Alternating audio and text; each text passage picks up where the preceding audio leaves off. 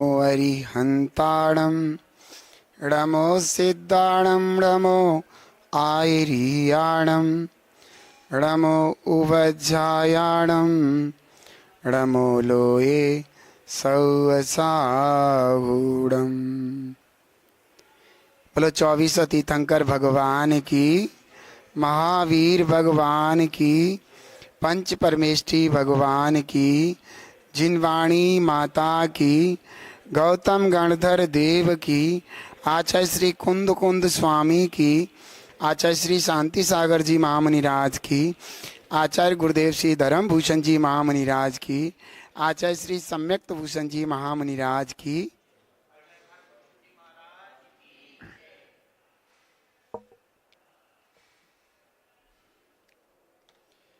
भव्य आत्मन, हम लोग अपने जीवन का अगर संचालन करना चाहते हैं, अपने जीवन को उत्कृष्ट बनाना चाहते हैं, अपने जीवन को खिलाना चाहते हैं, शोभायमान बनाना चाहते हैं, अपने जीवन की वृद्धि करना चाहते हैं, उन्नति की ओर ले जाना चाहते हैं, अपने जीवन को सुखमय बनाना चाहते हैं, अपने जीवन को जीवन बनाना चाहते हैं, अपने जीवन को सर्वोत्कृष्ट बनाना चाहते हैं, तो हमारे जीवन में एक गुरु अवश्य होना चाहिए। कहते हैं जिसके जीवन में गुरु नहीं उसका जीवन शुरू नहीं। जिसके जीवन में गुरु नहीं है उसका जीवन शुरू नहीं है, अर्थात उसका जीवन अंधकार में पड़ा हुआ है। क्यों? क्योंकि गुरु शब्द बताता है, गु माने अंधकार और रु माने प्रकाश की ओर। जो अंधकार से प्रकाश की ओर व्यक्ति को ले जाता है उसका नाम गुरु है। जिस व्यक्ति के जीवन में गुरु नहीं है तो अंधकार कैसे जाएगा और प्रकाश कैसे होगा? इसलिए जीवन में गुरु होते हैं तो हमारे जीवन का संचालन होता है, हमारा जीवन उत्कृष्ट बनता है। जीवन में गुरु की जरूरत कितनी है? व्यवहारिक जीवन में गुरु की उतनी जरूरत है जितनी की हमें हमारे आत्मा की जरूरत है। हाँ, मेरा आत्मा मेरे से कभी अलग नहीं हो सकता कि मैं स्वयं आत्मा हूं। ऐसे ही जब तक मोक्ष प्राप्त नहीं किया जाता है, जब तक जीव मुक्ति को प्राप्त नहीं करता है, तब तक उस जीव के जीवन में गुरु अवश्य होना चाहिए। जी हाँ, गुरु नहीं है तो जीवन शुरू नहीं है। गुरु एक ऐसा दृश्य होता है जो शिष्यों का, भव्यों का दर्पण होता है, उनका आईना होता है। जहां आईने में लोग अपने चेहरे को देख करके, अपने वेशभूषा को देख करके अच्छा बनाते हैं, वहीं अपने गुरु को देख करके अपने जीवन को सुंदर बनाते हैं, अपने जीवन को महकाते हैं। गुरु जितने उत्कृष्ट होंगे, जितने उत्कृष्ट चर्यावान होंगे, जितने अंतरंग से धर्मात्मा होंगे, उतना ही शिष्य भी उससे अच्छी चर्यावान और धर्मात्मा होगा। ये बात ध्यान रखना। गुरु शिथिलाचारी होंगे, गुरु अच्छे नहीं होंगे, शिष्यों को गाइड नहीं करेंगे, तो देखना शिष्य भी ढिसरता जाता है। गुरु दुनिया का वो आईना है जिसमें शिष्य का अपना परमात्मा झलकता है, जिसमें शिष्य को विश्वास हो जाता है कि हमारे गुरु हमें सद्मार्ग पर ले जा करके भगवान बना के छोड़ेंगे। गुरु की आज्ञा, गुरु के निर्देश, गुरु की भावनाएं, गुरु की उम्मीदें शिष्य के लिए बहुत बड़ी महत्वपूर्ण रखते हैं। गुरु शिष्यों को बड़े भावनाओं से समझाते हैं, हर पल ध्यान रखते हैं, हर समय शिष्य को उसके अपने अच्छे अच्छे उद्देश्यों की तरफ बढ़ाते हैं। वही चीज बताते हैं जिसमें शिष्य का भला हो, वही निर्देशन देते हैं जिसमें शिष्य का भला हो। वो अपने शिष्यों को अच्छी तरह समझते हैं कि शिष्य उनके हीरे होते हैं, शिष्य उनके जीवन में बहुत अच्छी मेहनत होते हैं, क्योंकि गुरु के सारे जीवन का मेहनत उनके शिष्य हुआ करते हैं। अगर मेहनत जरा सी भी फेल होती है तो गुरु को बड़ा धक्का लगता है।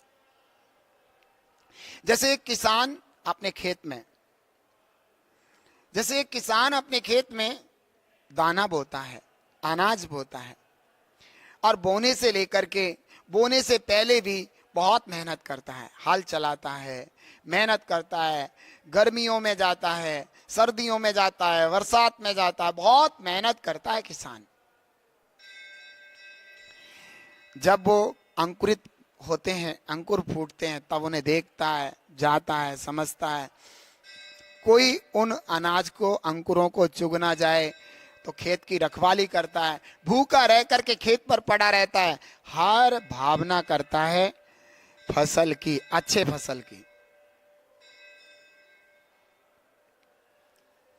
अब देखिए कितनी कड़ी मेहनत वह शिष्य, वह किसान करता है अपनी फसल के लिए।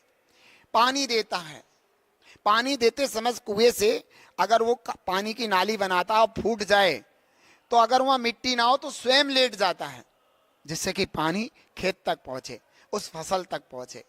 इतनी सारी मेहनत करता है किसान।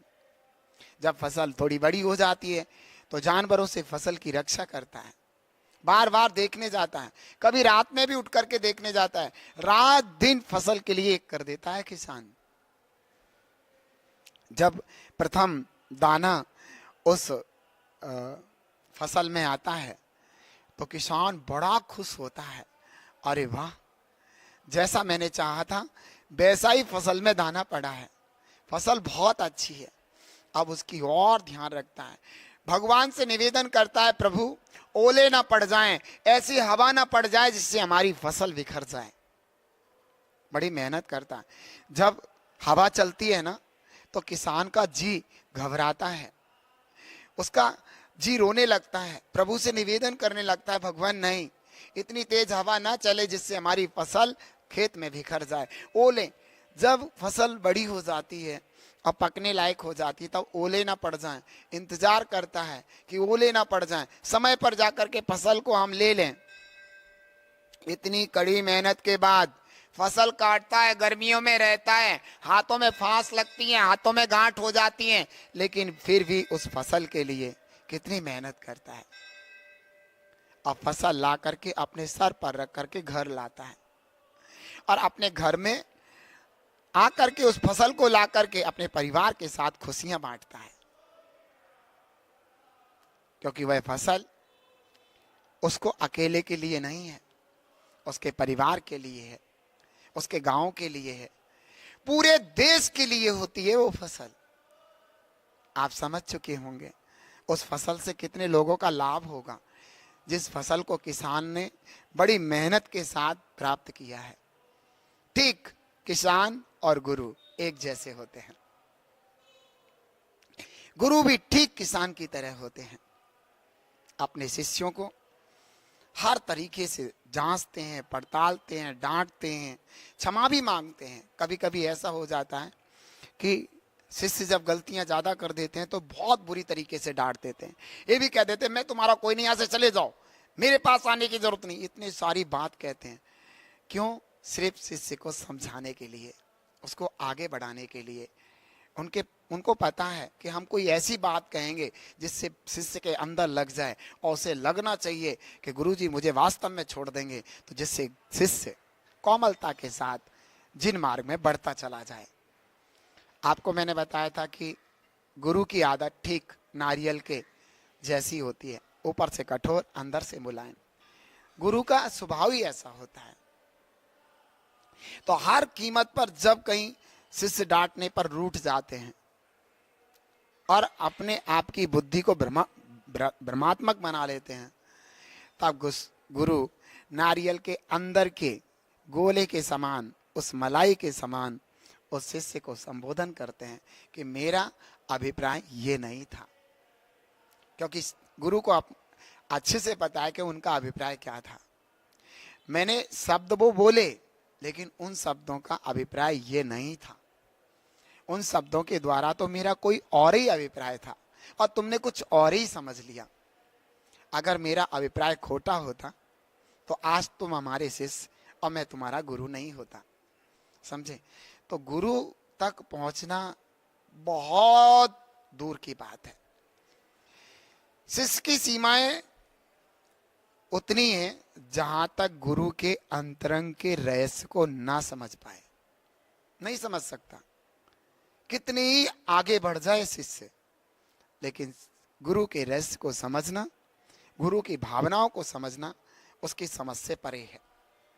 क्योंकि गुरु इतने बड़े बड़े कठोर प्रायश्चित आदि दे करके भी, गुरु इतनी सारी बातें करने के बाद भी शिष्य के प्रति स्नेह और वात्सल्य कभी भूलते नहीं है। गुरु होना बहुत मुश्किल की बात है। हर कोई गुरु नहीं हो सकता। गुरु तो वही है जो स्वयं अंधकार से दूर हो और शिष्यों को भी अंधकार से दूर कर दे, जो स्वयं आध्यात्मिक प्रकाश की तरफ बढ़े और शिष्यों को भी आध्यात्मिक प्रकाश की ओर मोड़ दे। ऐसे होते हैं। तो मैं बता रहा था, किसान और गुरु के एक जैसे स्वभाव होते हैं। वह फसल और ये शिष्य, शिष्य भी तो फसल हैं। हाँ, शिष्य फसल हैं। जैसे किसान फसल का अंतिम फल चाहता है कि हमारी फसल अच्छी हो और वह अच्छी फसल हमारे संघ को भी महकाए और पूरे आध्यात्मिक जगत को महकाए, पूरे जिन शासन को महकाए, जिन शासन की छवि बने, जिन शासन के लिए आदर्श बने। शिष्यों को भी चाहिए जो हमारे गुरु की भावना है, जो हमारे गुरु के भाव हैं। हमारे गुरु बहुत अच्छे हैं। उनकी एक भी भावना मैं जान से ज्यादा प्यारी रखूंगा, तोड़ूंगा नहीं। मेरी भावना जो शिथिल हुई है उन भावनाओं को परिपक्व कर दूंगा। गुरु तक मैं नहीं पहुंचाऊंगा अपनी भावनाओं को। मेरे घर वाले और जानने पहचानने वाले और लोग हमारे जीवन को देख करके मेरे गुरु को जाकर के कहें, महाराज आप जैसा होना मुश्किल है। महाराज आप अन्य अन्य क्षेत्रों में विहार करें जिससे कि आप जैसे शिष्य दुनिया में पैदा हों। आप जैसे, आप जितने शिष्यों को बनाएंगे वे शिष्य आपके गोल्ड नहीं, कोई नहीं, हीरा से भी बड़े निखरेंगे। तो भगवान आप बाहर प्रदेशों में भी जाकर के विहार करें, जिससे हम चाहते आपके उद्बोधन से आपके शिष्य इतने सुंदर बने और धर्म का खूब प्रचार करें। एक शिष्य गुरुदेव की इतनी बड़ी प्रभावना करके रख देता है। बहुत अधिक शिष्यों की जरूरत नहीं, और वह शिष्य दुनिया को दिखा देता है कि हम और हमारे गुरु ऐसे हैं, इसलिए मैं ऐसा हूं। गुरु को महकाने वाले शिष्य होते हैं, गुरु को प्रभावित करने वाले शिष्य होते हैं।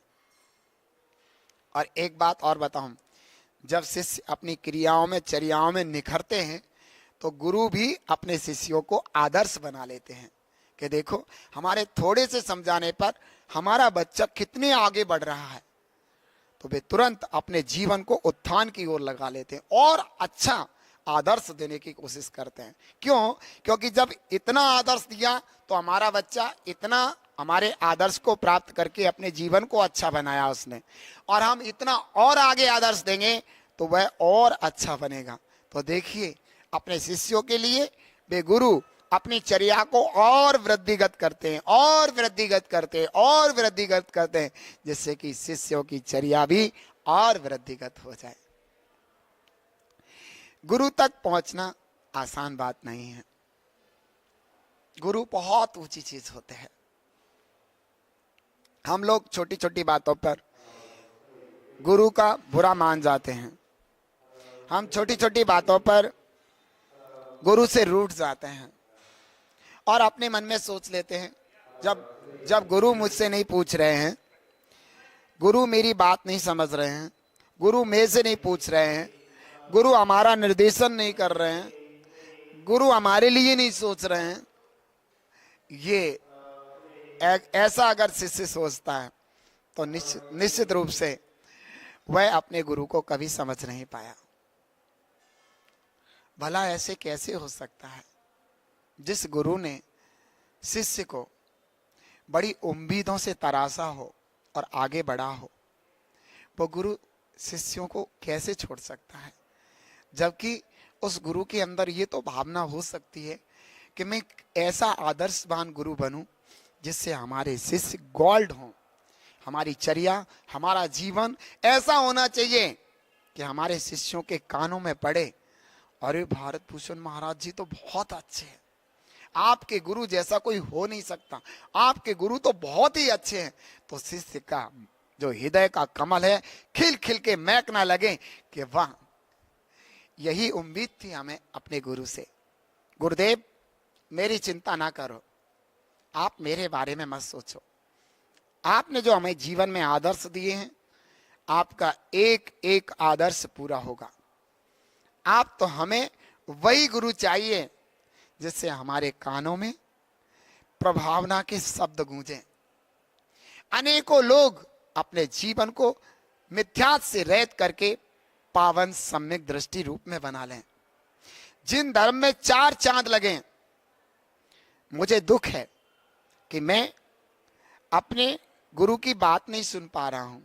ऐसा आपको भले ही महसूस हो, आपके भाव ऐसे होना चाहिए, चाहे भले ही गुरु हमें समय पर प्रायश्चित नहीं दे रहे, हमारी बात नहीं सुन रहे हैं, हमसे बोल नहीं रहे, हमारी तरफ नहीं देख रहे हैं, भले ही नहीं कर रहे हो, लेकिन हमारे गुरु ने हमारे जीवन में वो दिया है, मैं नहीं समझ सकता दुनिया में इतना कोई दे सकता हो। बस अब तो गुरुदेव आपके बढ़ते हुए मोक्ष मार्ग में कदम और मेरी आंखें आपके कदमों पर रहें। आपका प्रभाव मेरे कान सुनना चाहते हैं। आपके मोक्ष मार्ग में बढ़ते हुए कदम मेरी आंखें देखना चाहती हैं। मेरा तन मन धन सब कुछ आपके चरणों पर समर्पित है। नमोस्तु भगवान, नमोस्तु भगवान, नमोस्तु भगवान, ऐसे भाव शिष्यों के मन में होना चाहिए। शिष्य गुरु के कहने से उत्कृष्ट नहीं बनता, बल्कि गुरु के जीवन को दर्पण के समान निहारने से बनता है। हाँ, गुरु का जीवन अच्छा ना हो और शिष्य को शिक्षा दें, शिष्य अच्छा नहीं बन सकता। लेकिन गुरु का जीवन अच्छा हो और शिष्य से गुरु बोले ना, उसे समझाए ना, उसको कुछ भी ना करें, शिष्य का जीवन उत्तम उत्तम उत्तम बनता चला जाएगा। बड़ा अच्छा लगता है शिष्य को जब उसके कामों में अपने गुरु का प्रभाव पड़ता है। तो मैं यही चाहूंगा कि शिष्य वर्गों को अपने गुरु के जीवन को आदर्श बनाना चाहिए। भगवान से यही प्रार्थना करिए कि हे प्रभु, हे नाथ, मेरे गुरुदेव जिस लिए घर छोड़ करके आए थे, जिस लिए उन्होंने निगंत दिगंबर मुनि का बाना धारण किया, जिस लिए उन्होंने दुनिया के संपूर्ण विकारों को छोड़ करके निर्विकार मन बनाया, मैं तभी खुश नसीब शिष्य शिष्या होऊंगा जब हमारे गुरु उस कार्य को अपने को पूरा करेंगे, अर्थात अपनी साधना के बल से अपना कल्याण करेंगे और उसी साधना के कारण जगत का कल्याण होगा। तब हम अपने आप को अपने गुरु का सबसे खुश नसीब बच्चा समझूंगा। ऐसा मन में भाव होना चाहिए। हमें जरा जरा सी बात पर क्रोध आ जाता है, जरा जरा सी बात पर हम ऐसे विचार कर लेते हैं और अपने आप को शिथिलाचारी बना लेते हैं। जरा जरा सी बात पर हम इतनी टेंशन और इतना सोच लेते हैं। कभी सोचा कि जिस शख्स ने तुम्हें संस्कार दिए, शिक्षा दी, उस शख्स के जी से पूछो कि उसने कितनी मेहनत की है। आपको सिर्फ उसकी बाहर की मेहनत दिखती है, लेकिन आप देखो उसके अंतरंग की मेहनत कितनी होगी। बाहर में जब इतना वो करता है आपके लिए, तो उसके अंदर अंतर मन में कितनी भावनाएं छिपी होंगी। कहीं आप छोटी सोच वाले तो नहीं हैं? आपको छोटी सोच नहीं रखनी चाहिए, आपको बड़ी सोच रखना चाहिए। आज से आप छोटी सोच नहीं रखेंगे, आप हमेशा बड़ी सोच रखेंगे कि धन्य है वे गुरु जो कि हर पल हर समय फैमिली डॉक्टर की तरह टेम्परेचर देखते हैं और तुरंत दवा देते हैं और हमारा जीवन सोने जैसा खिल जाता है। आपका जीवन पवित्र हो, संपूर्ण गलतियों से रहित हो। जो जो शिक्षाएं गुरु ने दी हैं, वे शिक्षाएं रात दिन आपके चिंतन में रहें। हर कदम आपका अपने गुरु के नाम से मार्जित हो। हर दृष्टि आपकी आपके गुरु के उपदेश से सिंचित हो। जहां भी देखें, जहां देखें, जिस तरफ भी देखें, हमें हमारे गुरु दिखने चाहिए, उनके आदर्श दिखने चाहिए, उनकी भावना दिखनी चाहिए। अपनी खोटी बुद्धि हमें निकाल करके अलग फेंक देना चाहिए। हमारी बुद्धि अगर काम करे तो गुरु के अनुसार काम करे, हमारा जीवन चले तो गुरु के अनुसार चले। हमें बहुत सारी, मैंने क्या कहा, इच्छाएं व्यक्ति को दुर्गति में ले जाकर के डाल देती हैं। गुरु का हर शब्द, हर वक्तव्य आपके जीवन के लिए उपहार है। आप अपनी इच्छाओं पर मत जियो, आप अपनी इच्छाओं को एक तरफ रख दो। अनादि से आपने अपनी इच्छा की तो आपकी दुर्गति हुई। इसलिए जब जब आपने अपनी इच्छाओं का साथ दिया है, तब तब आपकी दुर्गति हुई है। और जब जब गुरु के आदर्श को आपने माना है, तब तब आपका उत्थान हुआ है। आप देखिए अपने जीवन को। इसलिए इच्छाओं को अलग रख दें। हमारे गुरु का वक्तव्य हमारे लिए सब कुछ है। आपको पता है कि गुरु का उपदेश आपके लिए कितना श्रेष्ठकर है, आपके जीवन को कितना अच्छा बनाने वाला है। इसलिए अपनी इच्छाओं को आज से शांत करके एक तरफ रख देंगे। अब सिर्फ वही होगा जो मेरे गुरु की आज्ञा है। अब सिर्फ वही होगा जो मेरे गुरु चाहते हैं। अब सिर्फ वही होगा जिससे मेरा हित और कल्याण हो। अब सिर्फ वही होगा जिससे जिन धर्म की महती प्रभाव ना हो। तो आप अभी से अच्छे बच्चे बन गए। यही आपके लिए प्रायश्चित है, यही आपके लिए नियम है, यही आपके लिए कानून है। आप इसी को प्रायश्चित समझो कि आज से आप एक सुंदर और अच्छे बच्चे बन चुके हैं। बस यही आपका प्रायश्चित है। और आपने यही कार्य आगे बढ़ा लिया तो यह प्रायश्चित निश्चित रूप से आपको वह बना देगा। आप अपने लिए खुश होंगे, आप अपने अंतरंग में खुश होंगे। इधर गुरु साधना करते हुए अपने आप में गौरव करेंगे, गर्व करेंगे कि काश मैंने इतने बहुत सारे शिष्य क्यों नहीं बनाए ऐसे, जिससे कि ऐसी छवि लेकर के निखरते।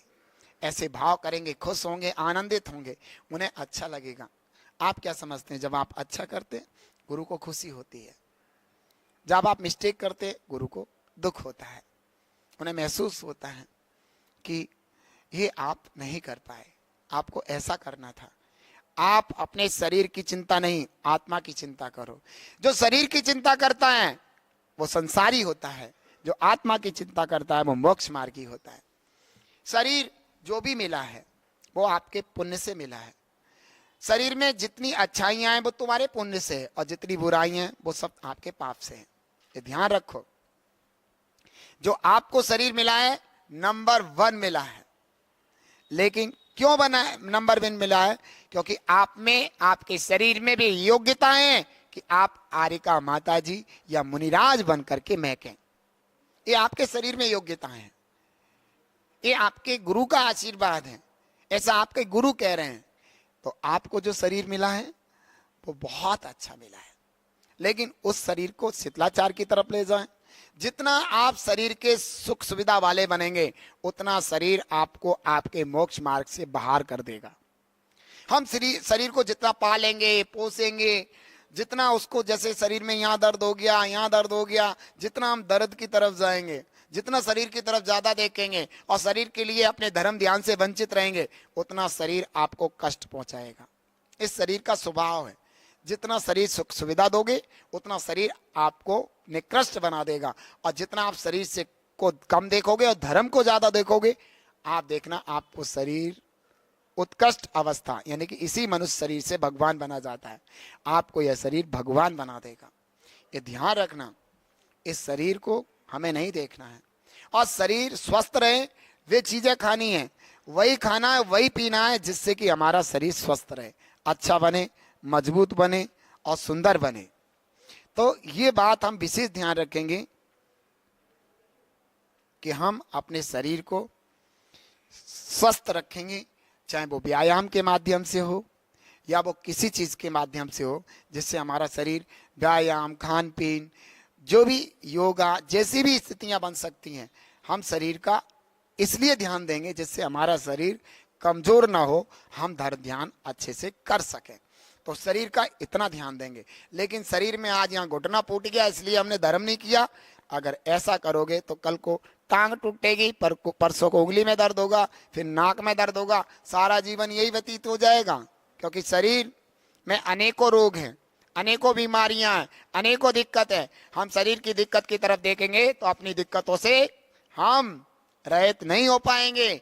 हमें अपने आत्मा की दिक्कतों से रहित होने के लिए शरीर की दिक्कतों पर नहीं देखना। हाँ, ये जरूर है कि आत्मा की दिक्कत खत्म हो जाए, इसलिए शरीर के स्वास्थ्य का जरूर ध्यान रखेंगे हर पल। जो हमें गुरु ने बताया है, हमें ये से खाना है, ऐसे पीना है, ऐसे करना है, ऐसे करना, तो वैसे ही हम शरीर पर ध्यान रखेंगे। पता लगा हमने आज गुस्से में कुछ खाया नहीं, पिया नहीं, शरीर शिथिल हो गया, नुकसान पहुंच गया, और माइंड, दिमाग पहुंच गया डिप्रेशन, हिस्टीरिया, और आप बन गए बुद्धू।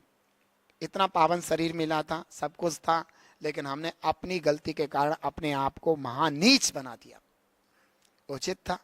उचित नहीं था, अच्छी बात नहीं थी। आज से ही हम सजग करेंगे, आज से ही हम अपने आप को मजबूत करेंगे कि जो गुरु के आदर्श हैं, जो गुरु की भावना है, वो पूर्ण करूंगा। मर जाऊंगा लेकिन गुरु के आदर्श में कमी नहीं आएगी। आप भगवान से प्रार्थना करना, हे प्रभु मेरे प्राण निकल जाएं, जिससे पहले मैं गुरु की भावनाओं को अपने अंतरंग से निकालूं, मैं अपने जीवन को गुरु की भावनाओं के अनुसार चलाऊं। हे गुरुदेव, ऐसा आशीर्वाद दें कि मेरी जान चली जाए, लेकिन आपके बताए हुए आदर्श मेरे हृदय में भगवान बनने के लिए सदा साथ रहें। मुझे पता है, क्योंकि शिष्य समझता है, ये मानता है कि मुझे पता है मेरे गुरु की भाव परमाणु, शुद्ध परमाणु बनकर के मेरे जीवन में महकते हैं। मेरे गुरु के भाव मेरा जीवन है। मैं अपने गुरु के भावनाओं को कभी ठेस नहीं पहुंचाऊंगा। उनकी साधना, हमें पता है कि शिष्यों की अच्छाइयों से गुरु की साधना और बढ़ती है। तो आज के बाद वही आदर्श देंगे जिससे गुरु की साधना बढ़े और गुरु अपने गंतव्य पर बढ़ करके भगवान बने। गुरु और शिष्य का रिश्ता क्यों होता है? कोई घर परिवार थोड़ी है। गुरु शिष्य का रिश्ता सिर्फ मोक्ष मार्ग से संबंध रखता है। हाँ, शिष्य का मोक्ष मार्ग बने और गुरु उसको गाइड करे, इसलिए गुरु शिष्य का रिश्ता होता है। तो गुरु शिष्य का रिश्ता शिष्य के लिए उन्नति कारक होता है। तो इसलिए ध्यान रखें कि हमेशा गुरु शिष्य का रिश्ता मैं निभाऊंगा, मैं अपने जीवन को अच्छा बनाऊंगा। मेरे गुरुवर आदर्श बनो, हम तुम्हारे साथ हैं। यह नारा हमेशा आपके जीवन में रहेगा। जितने भी गुरु ने सूत्र दिए वो जीवन में महकेंगे, ऐसा मेरा बहुत अच्छे से आशीर्वाद है। धर्म वृद्धि।